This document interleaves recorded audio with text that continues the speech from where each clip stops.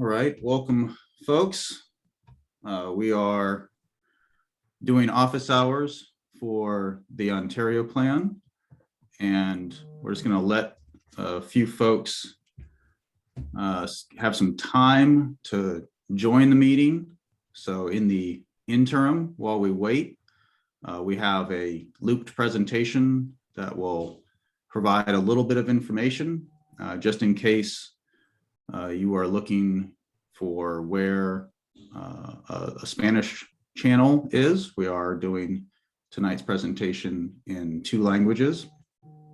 We have reliable translation who will speak with some more instructions later on once we get the presentation started. But in the meantime, we're going to have some of these slides going by.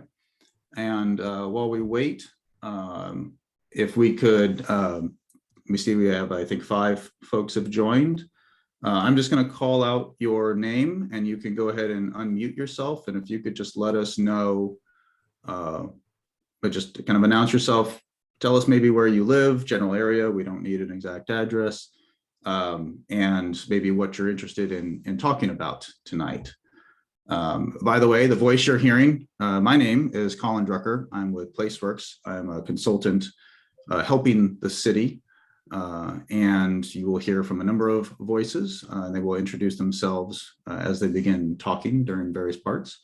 So I'm just going to go with the top name on the list that I can see, Marty McBride. If you can unmute yourself, you do not need to show your video if you do not want. And just let us know generally where you're from and what you're interested in tonight. Oh, I don't think you're unmuted yet. Let's see. You should be able to. Yeah, There we go. Now I can. Hi, I'm Marty McBride. I am a resident of Ontario, and I kind of new. I just moved in 2 years ago. Oh, welcome. Is there anything in particular you were interested in hearing about tonight or having questions about? Oh, I think you've muted yourself on accident, maybe. Let's see if you want to. Oh, there you go. No, I didn't have any particular questions. I just wanted to participate and hear what was going on, and then maybe at the next session I'll have questions. Oh, hey, we welcome you to attend any and all of these. It's the more participation, the better. Okay, thank you. And feel free if you, while we have this interim period, if people have a particular thing in mind, you can always put it into the chat. Let's see. Bruce Charles, I see your name. If you could go ahead and unmute yourself if you like, and just let us know a little bit about what you're looking for tonight. If I can also hit the ask to unmute. So just in case, I'll go ahead and do that. Sometimes it can be a bit fun to find the controls. And there we go. I wasn't expecting to speak. So oh, that's okay. So I had to get connected. Ah. So thank you for inviting me to introduce myself. I'm a resident on Riverside Drive. So I'm kind of on the very border of what used to be the Dairy Preserve and what was known at one point South Ontario, south of the 60. So I don't know what to expect. I just heard about this on social media earlier today, so I thought I'd tune in. Okay. And, you know, as a resident, a long-term resident, I've been here over 40 years. And I'm displeased with the level of development and the quality of life in this area. So I'm hoping that you guys have a good plan and that things will change and improve as time goes on. Because even though I may have my years numbered, my family lives here and they're raising their kids. And I think that, you know, there should be good quality of life there. Okay. So, thank you. Thank you for jumping on, even though you didn't expect to speak. It's very helpful for us to hear this. Okay, I'm going to go ahead and mute you, and we have a few more. So even though it's 6:06, I think it's fine. It's interesting to hear folks. I'm going to go with Raymond Smith. I'm going to go ahead and there we go, right on it. Raymond, I think you're unmuted. Yeah, well, I live in the Creekside area, not far from the last speaker, I think. Okay. And I've lived here over 30 years. My interest is,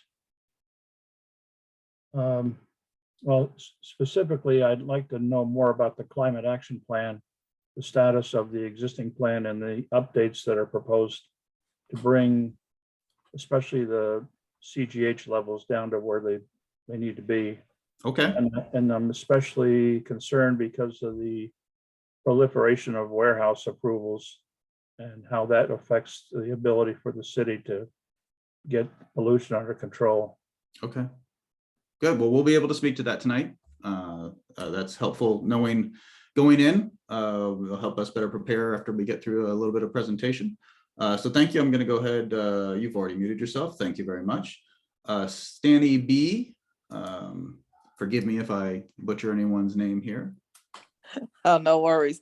Stoney Baker, and I just moved to Ontario Ranch last June. So I'm like Marty, just tuning in to see what I can learn. Okay, good. And then Michael Rios. Hi, yeah. So I've recently moved into the Ontario Ranch area as well. But I grew up in Ontario for over 20 years and recently moved back from LA. And then I guess some of the stuff I'm interested in is kind of better bike lanes, safer bike lanes, that kind of thing in the Ontario Ranch area, just because it's like we have the opportunity because it's all brand new. And yeah, that's basically it. I'm generally excited about all the plans that I've seen. So yeah. Good. Okay. Let me go ahead and mute you. Sorry, there we go. Okay. I'm going to go ahead and stop the loop presentation. It's 6:09. I think we're good on that bit of information. Before I go into the full presentation, Ricky, is there anything we should cover? Anybody having any issues or problems? Oh, nothing on my end so far. Okay. Let's see. We'll go ahead and go to this one. And I'm going to go ahead and introduce or turn it over to Kim Ruddens of the city, and then you'll hear from me again. Thank you, Colin. I appreciate that. And good evening, everyone. Thank you for taking time out of your busy day. This is the meeting, our virtual meeting, open house and office hours for the Ontario Plan 2050.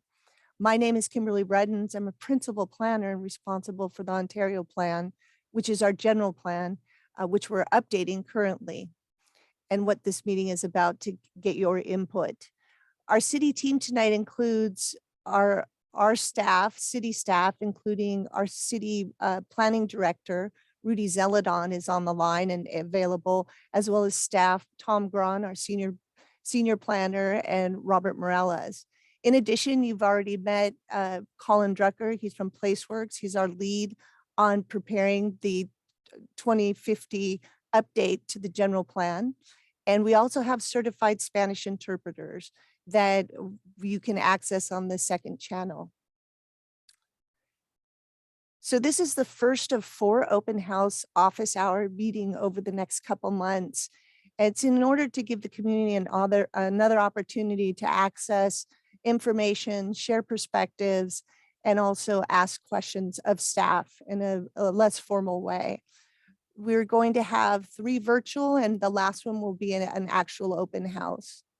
The format for tonight will include a brief introduction, which we're doing now, and then we'll go into an overview of the Ontario Plan presented by our consultant, Colin Drucker, and from Placeworks. And then we'll go through a topical discussion. And what was nice is that you've already kind of shared your interest areas or just general information.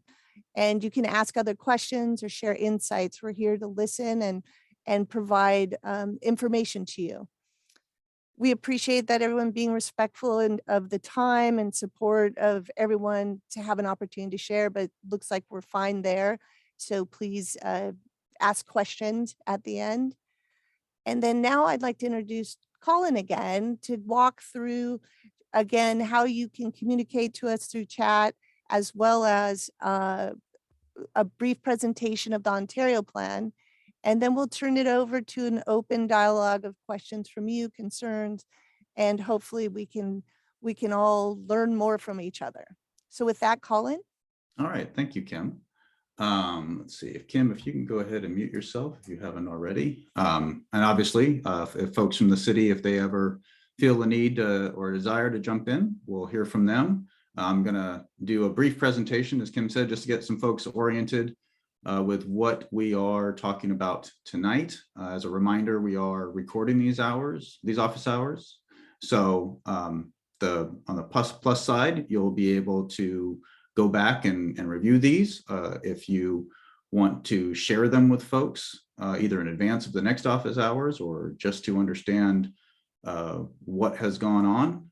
We're gonna have this in English and in Spanish. And you can see the website link down below. If for some reason you ever forget, you can always just search Ontario plan, and it is almost always the first thing that pops up. And there'll be a big symbol, kind of if you scroll down to a TOP 2050 logo, and that will get you to the page you need to download this information. As mentioned, we are live in Spanish. I would like to let our interpreters introduce themselves and provide a little bit of direction just in case we have anybody who's on the line or is ever listening to this and is thinking about the next office hours about how to get onto the Spanish translation channel. So either Alex or Gabriella, if you want to unmute yourself and speak to this. And if I don't hear anything, I'll go ahead. Go ahead and if you are ever attending either tonight's meeting or another meeting, you will want to click on the interpretation button at the bottom. There should be some controls that either pop up or you can select. If you have any trouble at all, please let us know in the chat. And then that will bring up the option. You should pick the Spanish channel. You will need to select one of these. And then you can go into the more settings and language interpretation. And then you will also want to mute your original audio so that you don't hear both. However, if you do wish to hear both, you can keep that going. If you have questions tonight, feel free to place them into the chat. We will get to a time where we have a little bit more open dialogue back and forth, but if you are hearing something that you are not understanding or you want to just make sure we cover something, it is very good to let us know as early as possible in the chat so that we can make sure to cover it. And then when we get to the question and answer time, we will be going through and asking people to raise their hands, and then kind of going through a process for those of you who were on in the beginning to introduce yourself. We'll be following the same procedure where we ask you to unmute. We ask that only one person speak at a time so that everybody gets a clear chance to hear each other. I think we'll be pretty good tonight. If for some reason we get a lot of dialogue, we may start to impose some time limits on folks. We always ask for people to be respectful, and if people are being extremely disruptive or divisive, then we may need to kind of lock down the controls a little bit on the meetings, but hopefully it doesn't come to that. As everyone is probably familiar, as more and more of these virtual meetings have happened over the last few years, please keep yourself muted unless you're called on. Always be aware that if you have your webcam or microphone active, they may be turned on. And then again, if you have any technical issues, please use the chat feature and a member of our team will assist you. So as I said in the beginning, we're going to be going over a real brief presentation to tell people just a snippet about what the Ontario Plan is. And then we're going to go and review a little bit about what we've heard so far, and then launch into the bulk of the meeting, which is just an open dialogue for questions and answers. So the Ontario Plan is the city's framework for making decisions about how the city grows, how we improve things in the city. It is the document and set of goals and policies and implementation actions that help city staff, city decision makers, and really the general public, property owners, investors, developers, service agencies understand where the city is going, what its priorities are for investing and making improvements, and how to respond to new opportunities or changes in economic conditions or potential safety concerns or changes in state law. It is a document that you can see on the city's website right now. There is the current Ontario Plan, which was adopted in 2010. If you go to the website, you can see a fact sheet about the Ontario Plan, some web maps, and some information on key topics that we're covering. You can also find a recording in English and Spanish that provides an overview of the Ontario Plan and the overall update effort. And the main reason that we're revisiting the 2010 plan is because, in part, there are some new state laws that have taken effect since that general plan, known as the Ontario Plan, was updated. So in 2016, there was an environmental justice piece of legislation that passed.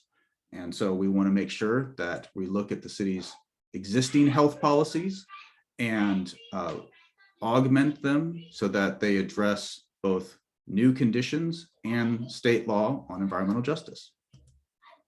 There's also been some new state law on safety, public safety, in particular related to increased risk of bad weather or hazardous conditions, particularly related to climate adaptation and resiliency.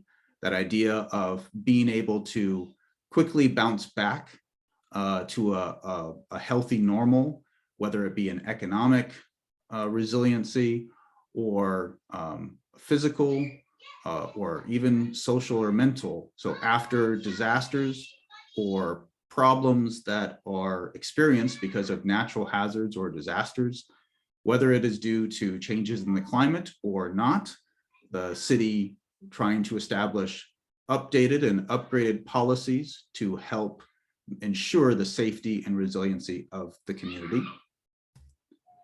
And then there are also some new conditions and new investments that the city and others have made in mobility, the ability for people to move around the city and the subregion, whether it be by car or alternative means, such as dedicated bus lanes and bus rapid transit, additional rail investments, and additional walking and bicycle facilities. So the city is opting to update its policies on mobility to reflect these new conditions and investments, including the city's recently adopted alternative transportation master plan. And the fourth primary reason why the city is revisiting the Ontario Plan is to take into consideration new conditions in the market, investments being made by the private sector and the public sector.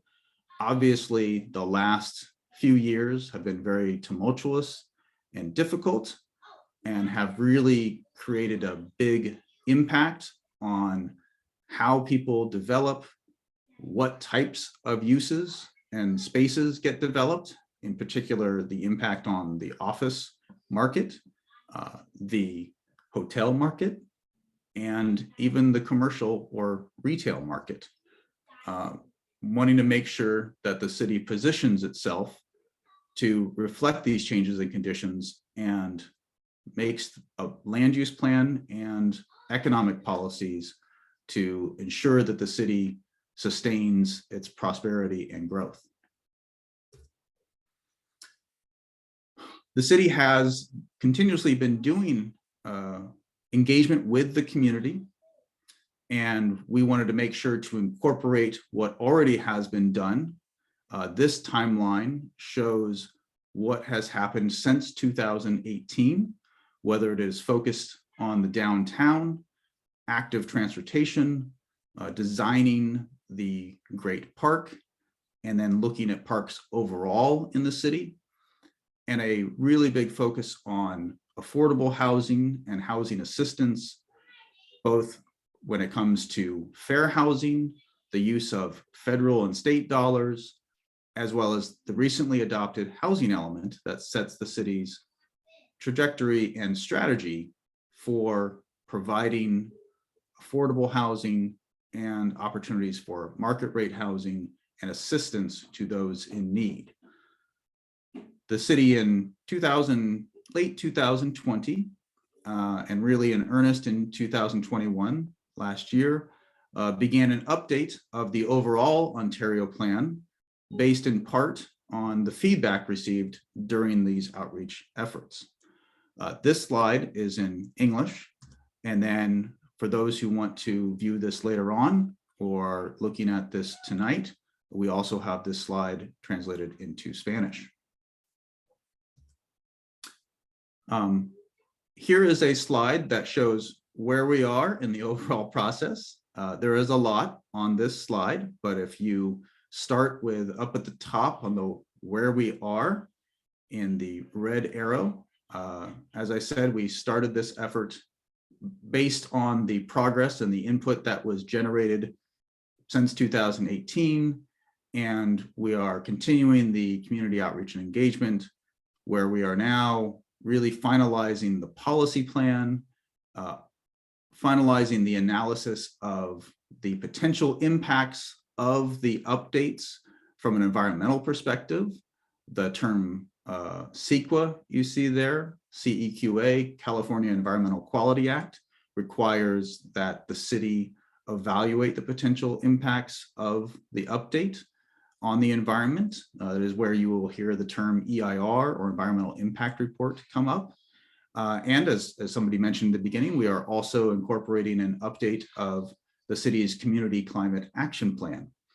And the objective is to continue to work with the community over the next little while to provide the opportunity for input and get some feedback on issues or questions that they have, so that we can wrap up a draft plan for the public's consideration later this year, and then go towards adoption a little bit later or let's say 5 to 6 months from now.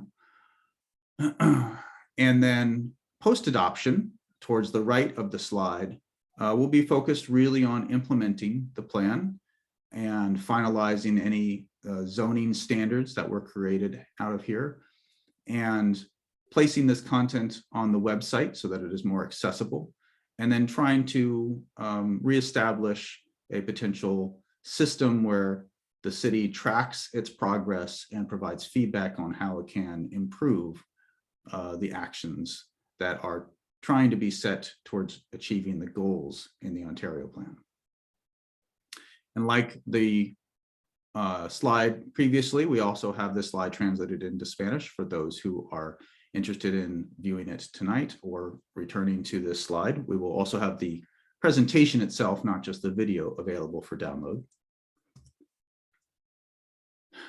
And this is some of the information that we have heard so far on housing. We are hearing that people are interested in hearing about more variety of housing types, more attainable and affordable housing compared to what is currently being presented in the market, and opportunities to achieve home ownership and build wealth for a broader range of the community than there is currently. As we have heard some from those people listening tonight, there are many that are interested in making the city and specific parts of it more walkable, obviously safer and cleaner, and an interest for renters to have more access to affordable housing. We've also heard that people are really interested in how the city gets the word out about various community programs, so that more people are aware of what the city offers and what they can do. And on the topics of safety, there's been some input on improving how safe people feel around parks, and some people have mentioned specific parks. Also looking at safety on roads, whether that is them driving on the roads or walking or biking, and also concerns about safety around schools, obviously concern about potential accidents and unsafe intersections. We have also heard that people are interested in talking about how to address warehousing, concerns about how much, the truck traffic, and the potential air quality impacts that come with warehousing. Also, how to expand or improve parks, trails, and facilities for people to safely and enjoyably walk to and from places, especially looking at how you can connect from residential areas to commercial areas and parks without having to drive. We've also heard people express concern about right to farming issues, and even the topic of hydrogen fueling stations. We did a survey on the topic of environmental justice, and we had that survey conducted between July and September in 2021. We had a little bit over 100 responses, and a large majority cited some concerns about air pollution. Some reported a concern about illegal dumping and storm drainage channels. And then about the same amount also reported that they were interested in or having the city expand the nutritional food purchase assistance efforts. And the top priorities when we asked them about what they would really want the city to focus on, centered on trying to minimize the impacts or prevent or avoid the impacts of heavy industrial uses, to expand parks and open space, and to distribute more information on public health conditions. Forgive me, I meant to hit the space bar a little bit quicker there. This information is repeated on the next slide, so I will go ahead there and keep that information up so people can read that in both languages. This is the other portion of the responses on the EJ survey. About half spend of those who responded to the survey indicated that they spend more than half of their income, their household income, on housing. That would be a condition called severe overpayment, and is obviously not a desirable condition. The goal is to spend 30% or less of your income on housing. That's what's considered affordable. About a little bit over a third expressed concerns about their safety at certain parks and rec centers. And about half felt that they were not able to effectively influence public policy in the current regulations and conditions that are around how decisions are made in the city. The topics that I just went over are essentially the cornerstone of the legislation on environmental justice. And that is one of the reasons why we asked about these, is the city's objective is to improve existing conditions, reduce potential hazardous environments, and to improve people's ability to participate in the civic nature of how cities are governed and improved. So now I will turn it back over to Kim, and she will begin the dialogue of asking what people are interested to hear about. We already heard from a few folks, and we have some other information available just in case folks need some more time to come up with ideas. So Kim, I'll turn it back over to you. You might need to unmute yourself. It's easy to forget that when you're muted.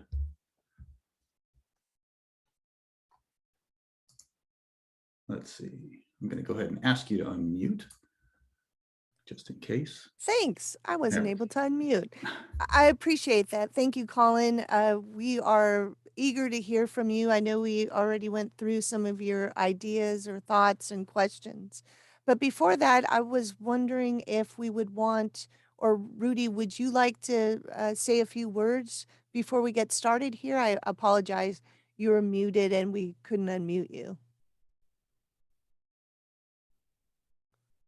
And I don't know, Colin, can you help? Yeah, let me Rudy? see if, just in case, for those who don't know, Zoom is sometimes subject to people jumping on, so occasionally There we we lock the controls Oh, down a thank little too you. tight. There you Hi, go. Rudy. There we go. I'm unmuted. No, I just want to welcome everyone. I appreciate everyone's time, taking the time tonight.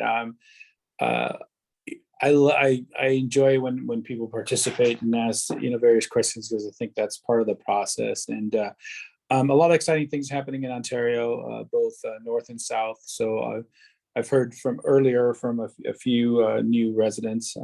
So welcome, and those existing over in Creekside. Creekside is just become one of our nicest neighborhoods, and the value that the value that's being maintained there is amazing. And a lot of that, the design that you see in Creekside, were actually, was kind of what it inspired us to do what we're doing in Ontario Ranch, with the walkability, with the trails and so forth. So, but we're here to answer questions that you may have, and hopefully we can answer those questions. If not, we'll go back and do some research and hopefully provide you with those answers. So welcome everyone. I really appreciate it. Thank you, Rudy. And we have a hand raised. And Colin, could you? It's Bruce. Hello, Bruce. They should be able to unmute themselves. Okay. How's that? Did I unmute? Yep. Yes. Thank you for taking my question. So thank you for the presentation of the information, and to the point that was made in the slide about community awareness. As I mentioned, I'm a resident of 40 years, so I was not aware that they were gathering this information. So how was that information gathered? How did you come up? How did people, the respondents, get those ideas conveyed to you all? So the city of Ontario over the last year and a half has done a wide variety of outreach opportunities. We put it in the paper. We also notice it online. We also had outreach at a concert in the parks, and we had a booth at a couple of the concerts in the park. We also had for the environmental justice survey, we also noticed it on social media, and as well as in the Ontario Living magazine, Facebook. We tried a wide variety. We also had posters in all of the rec centers noticing it. And then we also had information at the city hall and announced it over different venues as we moved through the process. Okay, thank you. So a lot of the time, I think it goes back to 2018 was the date that I think I remember seeing on the slide. So that was pre-pandemic. And during pandemic, a lot of the things you laundry listed, I think would have probably been shuttered. Oh, yes, you are correct. So the pre-pandemic was all the other outreach events with other projects as well that were part of the overall TOP policy plan. So pre-pandemic, we had outreach about these other components of the Ontario plan policies that we wanted to move through. So pre-pandemic, we did the same type of noticing, but it wasn't for the TOP 2050. It was for that element or sector of the TOP. And as part of that, we gathered comments and questions and concerns during all that process. Then we hit the pandemic, which we had to shift. And we did a lot of, we did workshops, and you can go on TOP 2050 and see the workshops we held over the pandemic time. We have, I think, 3 or 4 workshops talking about the Ontario plan, what it is, what the issues are. And I encourage you to go, if you go to the website, you can see all those in Spanish and English, and they're videoed and recorded of those past workshops. So you can go there. Then you're right, after the pandemic, after we slowly came out of the pandemic, then we started again with this type of outreach. The environmental justice survey was right at when we were just starting to feel like we could talk to people again with masks on and congregate. And then we moved into the EJ surveys, where we actually were out in the public as well as online doing it as well. We also went to community meetings at that point, and then now we're transitioning. Oh, hi, could someone mute, please? I'm not sure who that was. And then we were transitioning now to this virtual space, because we found that we can reach we reach more people in this space as well, and it's a different alternative in outreach. Thank you. I see another hand raised. I'm gonna pause for them. Thank you.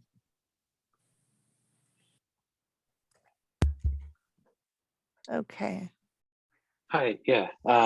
So my question was around bikes and bike lanes. So bike lanes, as we generally have them in Ontario right now, and in most cities, are still pretty unsafe.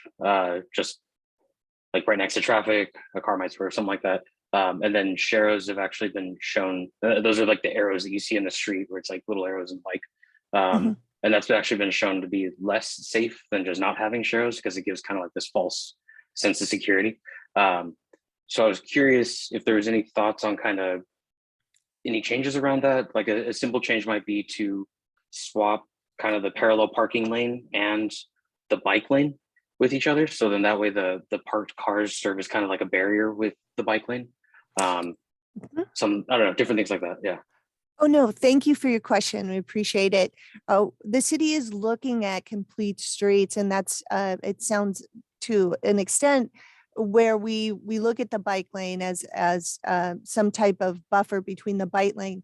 One thing we're looking at right now is connecting the active transportation part of the city. We have that new plan, and separating out the bike lanes. We have dedicated bike lanes that are in areas of the open space. Like, for instance, the Great Park is another one that when we look at the Great Park, I don't know if you're part of that plan, and in the southern part in Ontario Ranch, that will have a bike, off-street bike lanes as well. On-street bike lanes, we're looking at the active transportation plan is where we can separate out for dedicated bike lanes.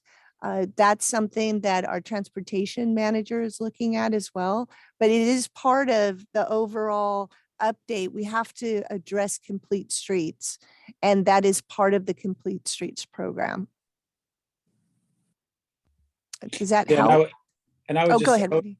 I would just add too, that's a great question. And I think, that's a very important component, the complete streets for us. But, as we look at new development, for example, Ontario Ranch that we're doing, we do have the neighborhood edges with the multi-purpose trails there. And then you also have the sidewalks that are there. But all those, they're all going to connect to the SCE corridors that you see there throughout the city, actually. And so you're going to have a lot of connectivity in the downtown, for example. we're working with Caltrans to do just what Mr. Rios said, is looking at a way to put a dedicated bike lane in and use the parallel parking as the buffer. We did a Go Human event a few years ago where we went out on Euclid Avenue and we actually did that and provided these bulb outs, and it's just to have residents come out and experience and get feedback on it. But I think that's a big component. Quality of life is very important to us, and that's a big component of it. The Great Park, as Kim said, phase 1, we're going to commence construction of that hopefully towards the end of this year. And the first things that are going to go in there are going to be all the trails that are going to go on the north of the Parkview Street and the south on Eucalyptus, and then the internal network that goes east and west from Haven to Archibald. And then with that also, there's going to be a big amphitheater there for concerts. So we're starting to put the puzzles together. And I think in the next probably year or so, you're going to start seeing a lot of that connectivity. And I'd like to add in too, Rudy, we have the Transforming Climate Communities grant that provided us with monies to do a design and build of a portion of Mission Avenue as a dedicated bike lane as well. So that's on the books. We're in the design phase for that grant. It's a multi-project grant, but that's one segment of it to move through Mission, putting the bike lane or starting a dedicated bike lane in that area as well. So Kim, there's a couple of folks have been asking some questions in the chat. Okay. One of them is fairly straightforward. Whenever you see the letters TOP put together, that does stand for the Ontario Plan. That was a good assumption there. Oh, thank you. Sorry. No, that is, I think a lot of us from the city and the consultant side, sometimes we get a little too familiar with the terms and the acronyms and everything. Whenever you hear TOP, it means the Ontario Plan. TOP 2050, that phrase specifically refers to the update effort. So if you ever see TOP and then see TOP 2050 next to it, you'll understand that means the Ontario Plan, and then the Ontario Plan where we are looking at but the future all the way through the year 2050. There are, oh, sorry. Go ahead. There's Raymond has added a few questions to the chat. And Raymond, I don't want to speak for you unless you want me to. Hey, Colin. Oh, yes. Just real quick, because we were talking about the Ontario Plan. I think I think that was a great question, because we always throwing that TOP, but the Ontario Plan is made up of a couple components, well, more than a couple, I would say 5 components really. Is the vision, the city's vision, the governance, how we govern ourselves, and the policy plan, which is the general plan, which is the land use plan that we're talking and updating today, council's goals, implementation, and then tracking and feedback. So when we say the Ontario Plan, it's all those components. And right now, what we're talking about, is the policy plan, which is the overall land use plan and the policies within those plans. So I just want to make give a little bit of background on that. Yeah, good restatement. That is something that if you look at the slideshow, you'll see a bit of explanation. We have other materials that was referenced, the fact sheet that goes into a little bit more detail about what Rudy was saying. So it is a lot. When we say the Ontario Plan, it's 3 little letters, but TOP, but it is a heck of a lot. And it guides a tremendous amount of what the city does. Our focus really is on updating the general plan or the policy plan part of it. So if you have questions elsewhere on that or otherwise, please put it in the chat or contact the city. Just to kind of circle back, Raymond, you had some questions there really about the climate action plan and some of the other efforts. If you want to go ahead, I will attempt to find your name amongst the sea of folks here. And if Rudy and Kim, I have also made you co-hosts just in case you can find them and ask them to unmute. They should be able to unmute themselves, but okay. Just in case. Is it Raymond Smith? Yes. Yes. Okay, here we go. Yeah, I'm asking them to unmute. They should be getting a pop-up on their end too, if they're in front of their computer. Looks like they're unmuted. Raymond. Hi, Hey, Raymond. Oh, go ahead. So Raymond, you should be unmuted. It looks like it. Yeah, I don't Hi. really have any elaboration. If you just read my questions and Okay. deal Yeah, with them, that is. maybe I'll have something after that. Yeah, no, I will do, and you can feel free to let us know, raise your hand if I got anything wrong or you want to elaborate, as you said. So Raymond's first question was, have the goals of the 2014 CCAP, that's the Community Climate Action Plan, been generally met? 1,000 new trees per year as a question. Reductions in projected 2020 carbon dioxide levels in the neighborhood of 900,000 metric tons. So first question about the status of the city's progress in meeting the goals that were set out in the 2014 plan. Right, thank you. The climate action plan we started in 2000, or we approved in 2014, we are trending towards the reduction. If you look at it on our last analysis in 2016, we were trending for it. At this point, we are assessing with the update to the climate action plan if in fact we've met our goal of 30% below 2020. So that's being assessed as we speak now as part of the update. Measures, we've attained some of the measures, but we're looking through that. The reason why the new update is so critical is between 2014 to now, the methodologies and metrics on how we calculate GHG emissions have changed. So in order for us to go forward, we're analyzing currently what the emissions are right now, and with the previous methodology, and just see, we were on track a couple of years ago when we did the first inventory. So that's good. I don't have specific metrics, how many trees we plant every year or the metrics, but I can get that to you. But for this analysis, we're moving towards the 2030 goal of being 40% below 1990 levels, and then 2050 goal or target of being 80% below 1990 levels. For right now, the most current information we have of showing that we would meet our 2030 goal is you can go to the San Bernardino County Association of Governments. We call them I think they're called SBCTA now. We have a March 2021 analysis of our sub-regional participation in a greenhouse gas inventory and reduction plan. If you go into that document, which is online at SBCTA, it does identify that we will, in fact, with the measures that we have identified, will achieve the 2030 reduction goal based on the California state protocol and the global climate protocols. But now that we're transitioning to an update to the climate action plan and the methodologies have changed, that assessment I don't have right now, but we are working towards meeting both those goals.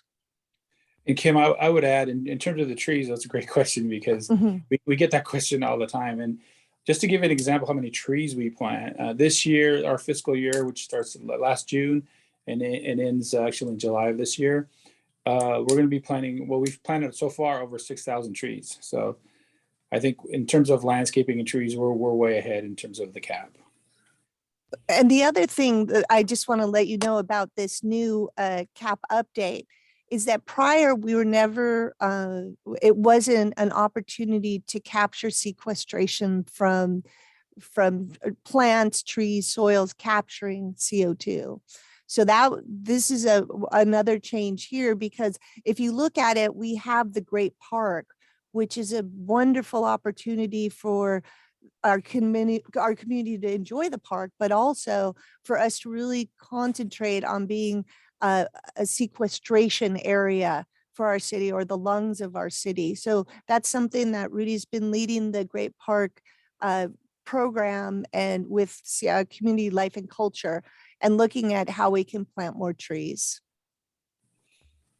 So another question that Raymond had that I probably should have started with was the name of the CapTech Sustainability Program Manager.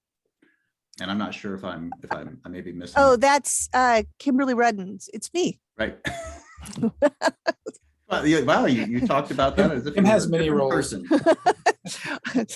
I've been here a long time. No, yes. So if you wish to contact me, we can talk more about it. I would love to share more information as well.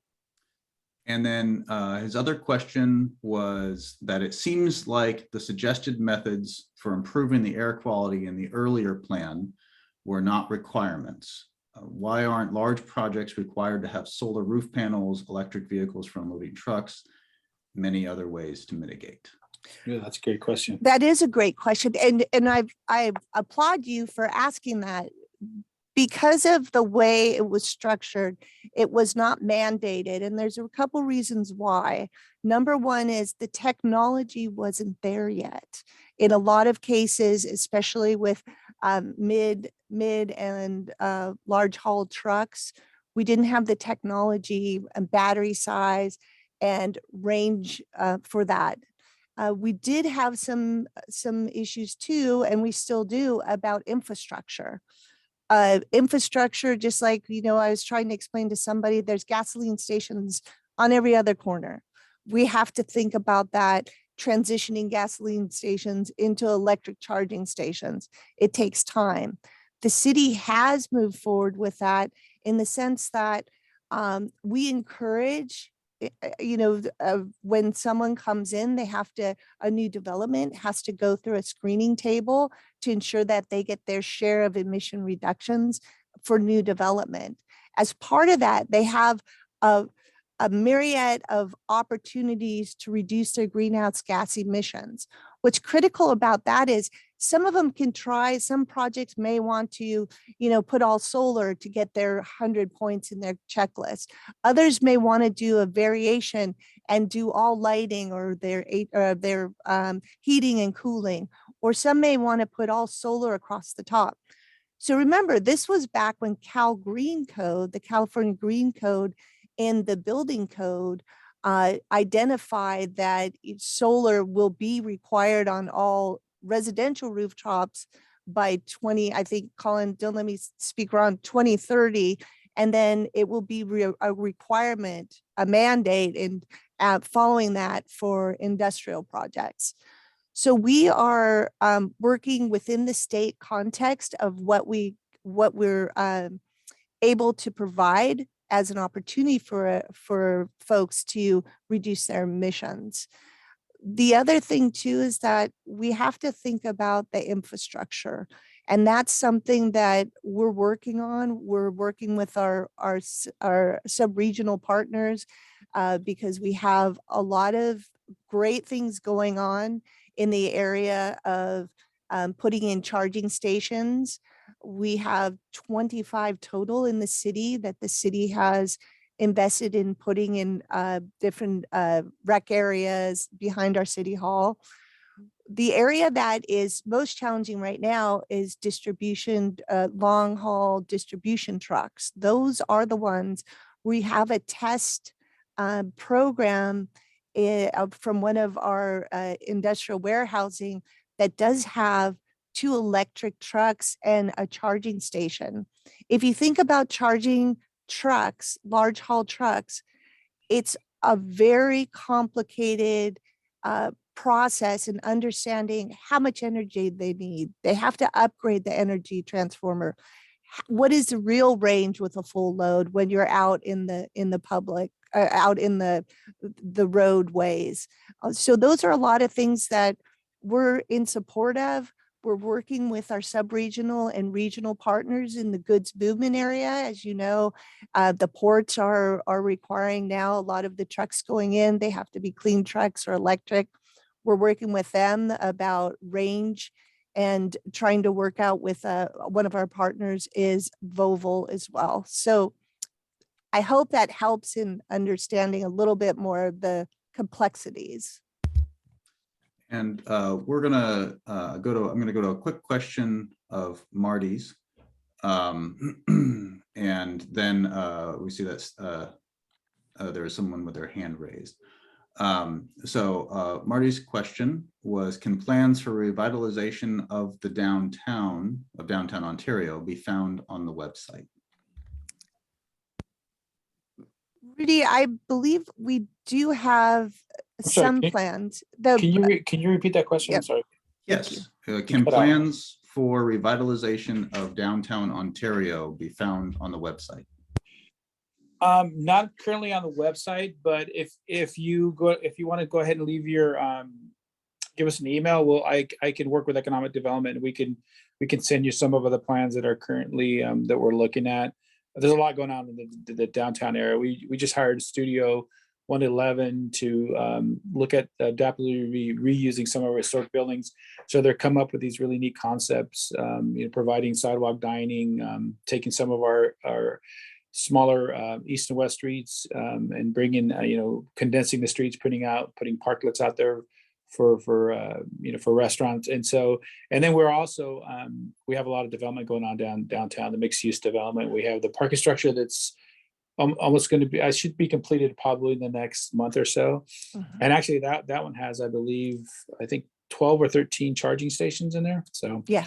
And so there's a lot going on downtown, but if you want to go ahead and leave your email there, I can have economic development or myself, we can send you the information. And if you want to come in and meet me, I can take you for a tour downtown. I'd love to do that and give you a little history. And at the same time, I can kind of give you a little preview of what we're doing in the downtown. Okay. And I believe that I think I'm going to remember the name. Forgive me if I butcher it. Stani, I believe it was, has their hand raised and is unmuted. Thank you. That's absolutely correct pronunciation. So thank you very much. I have a question for Kimberly. As you're talking about electrification of trucks, and I'm assuming automobiles as well, are you considering hydrogen? And I think I probably was the one that asked that question coming in terms about hydrogen fuel cells, because they fuel much faster and have, a great electric range, with the only emission being water vapor. So No, just figure out how that fits into the plan. No, that's excellent. And thank you for asking. We're 1 in 4 cities in the nation to have a hydrogen fueling station off of Grove and Holt. So it's important for us about hydrogen. And unfortunately, maybe 11 or 12 years ago, we did the test bunny for some hydrogen. The technology wasn't there yet. And so it's on our plan. It's a matter of understanding how we can further utilize it. And we're working with other car vendors about understanding, the opportunities to use hydrogen. We also are working with AQMD. They have, I don't know if you've been there I believe it's Diamond Bar off the 60. On the back side of their building, they have a whole roadmap of how we get to hydrogen in the future, which is really exciting. And they do have some hydrogen stations. So the city is looking at it. Manuel, our facilities fleet manager, has looked at it. There's a couple, just like going electric. It's not just finding where we can charge them and, the operation maintenance of the car. We also have to look at through the transition of changing our service bays, changing how we look at spending taxpayers' money the most efficient, effective way. We haven't seen performance of hydrogen currently, but it is definitely by the way we look at it, by 2050, hydrogen would be much more of a palatable option than electric. What I say is electric is an interim introduction into an alternative energy solution, with hydrogen as the ultimate. And Kim, there's also, we do have actually a kind of there's a hydrogen station over at the truck stop over on Milliken that was a grant that was done. And what they're doing is they're testing, they're having the trucks come from the port out here and getting the hydrogen, and they're doing a whole study on that. So, and we were one of the first a few years ago to allow them to go in and do that hydrogen, because we thought, at that point that it would be a good thing for the city to do. And so I haven't been out there in a while, but I know that it's been pretty successful. And so it's something that I think that we'll, as we move forward as a city, that we'll really consider all of that, because I think it's, like Kim said, I think it's a better alternative right now than electric. So. And then Stani, if you had kept your hand raised, if this was a follow-up question on the same topic, I think we can go ahead and let you ask it. If not, then we might want to go to someone else real quick. But Oh, certainly. I absolutely don't want to monopolize the conversation. And I think I raised my hand again, but then the second person, I think, finished answering the question, because I know over 11,000 light duty hydrogen fuel cell electric vehicles on the road in California, and a number of trucks being tested at the port, but it sounds like those port vehicles are coming up here and fueling. So I think that was going to be my follow-up, just to share kind of what I know, what's already going on out there in the world. Okay, thank you. So then, Michael, you have had your hand raised patiently, and then Raymond, I see your other question, and we'll get to you after Michael. Yeah, so my question was on the hydrogen stuff, actually. Is that, so there's like different colors of hydrogen. There's like green, blue, gray, and that's not the actual color of it, but the how the hydrogen's generated. Do we know the quality of the hydrogen being generated at the Ontario plant? I don't at this time, but I can look into that for you. Yeah. We can probably, Cool, yeah. I don't. And to clarify, I think what you're talking about is the energy source used to extract and process the hydrogen. Is Yeah, that it? so like, yeah, it's a green hydrogen okay. is produced with like electrolysis of water, versus like brown is basically using oil, and it's like not necessarily as good for the environment. Oh, It's okay. just not having it at all. Yeah. It's electrolysis. It's green. Oh, awesome. Oh, wow. Okay, that's great. Yeah, it's a very good point, though, for folks to understand that not all energy is the same in terms of somebody promoting something as alternative energy is good for the environment. Might be better than strict fossil fuels, but there, as was pointed out there are a lot of different gradations of alternative fuels in terms of how beneficial they are for the environment. So that was a good thing to point out. So Raymond had another question. This one was about, says the Ontario Logistics Center near the Chino Airport was recently approved, even though it greatly missed the city requirement for CO2, carbon dioxide emissions. How can you make real reductions with these warehouse projects being so out of conformity? Well, first of all, I'll take one part of the makeup of emissions. The state is working on a program for warehousing that the warehouses have to take on a limit. It's called the warehouse.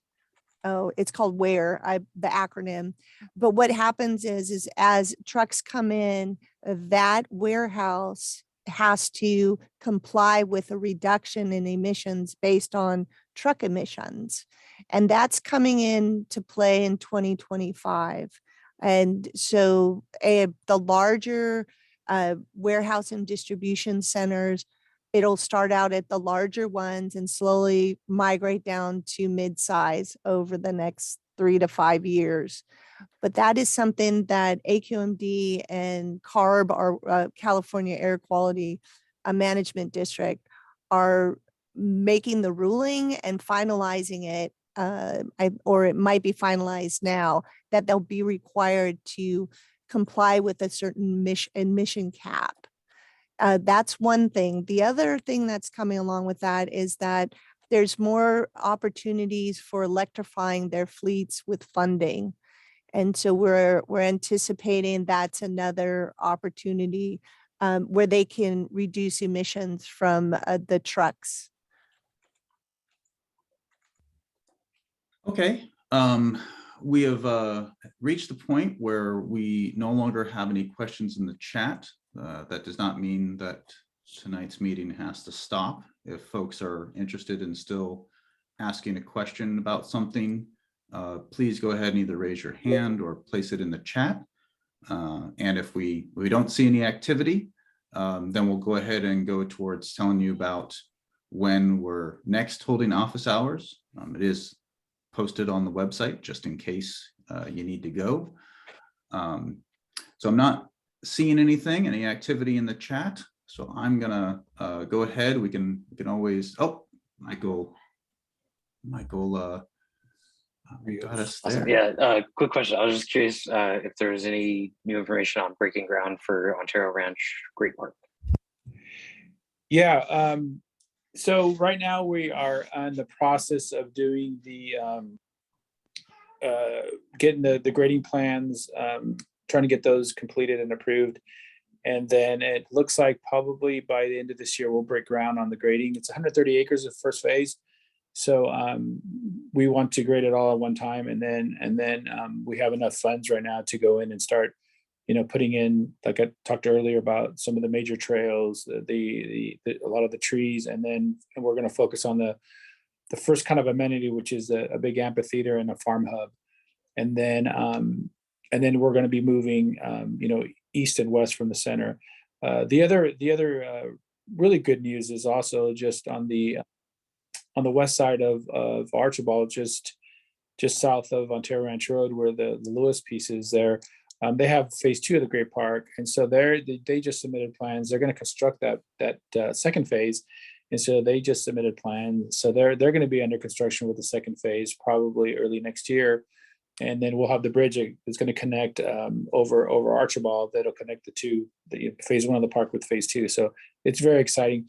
But since what I would recommend too is if any of you want to participate in the future Great Park meetings, because we are going to have a lot of these meetings as we go forward, and talking about trails, talking about bike lanes, talking about amenities. If you want to participate or just be notified, go ahead and give us information, and then we will contact you. And we did a lot of research, we did a lot of outreach for the Great Park, and we did get a good amount of people that participated, but it's always good to get more people, and especially the newer people moving in with good ideas, and so we look forward to that. So if you're interested, just let us know, and then we'll keep you in mind when we have our next workshops for the Great Park. Okay, so I am going to go ahead and proceed to the next slide. We obviously don't need this one. Everyone has been behaving themselves spectacularly. We appreciate all of the discipline and politeness that everybody has shown. So we'll be doing this again, and we are again having these recorded. So if you know somebody who couldn't make it, please let them know that they can watch these. If you have more questions, please come to these next office hours. They're shown on the screen, basically pacing them about once a month. We will update you on the current status of the plan, including activities that have taken place since our last office hours. And then if you do have additional questions, please email the city directly. We have Kim's email on the screen there. And if you need translation services or have questions that you want to discuss in Spanish, Robert's email and phone number are also listed there. Robert works with Kim and Rudy at the City of Ontario. And again, please make sure you email the city with any questions you have at really any time.